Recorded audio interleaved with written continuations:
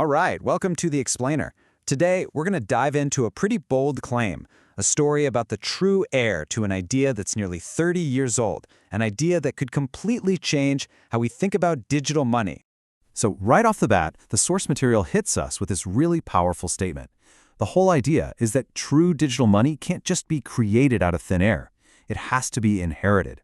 And that concept, that idea of succession, is going to be central to everything we talk about today.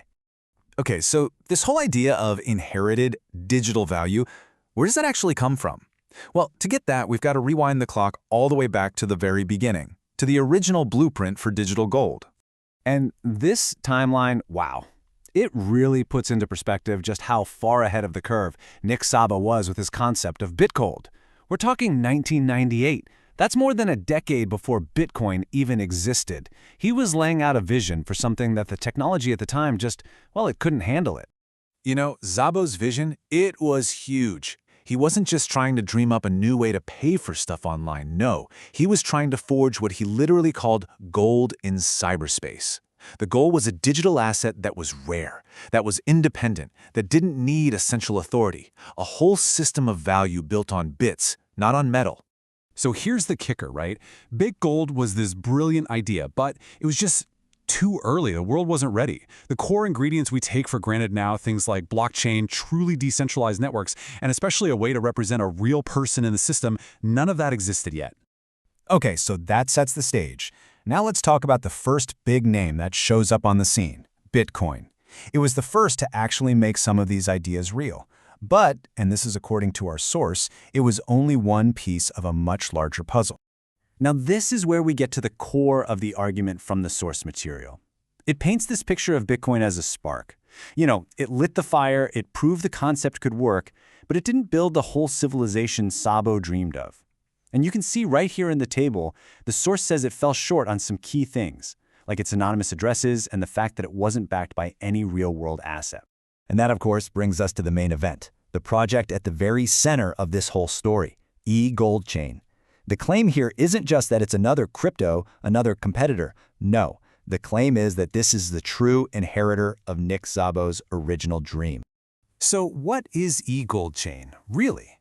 Well, according to the source, it's supposed to be the complete realization of that 1998 blueprint.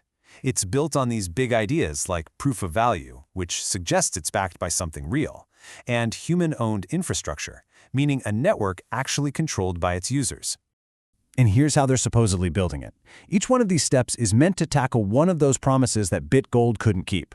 We're talking about a value system actually backed by real gold, a true human identity system, and a whole self-sufficient digital world. 28 years. Think about that for a second. That's how long the source says the world has been waiting for this vision to finally come true.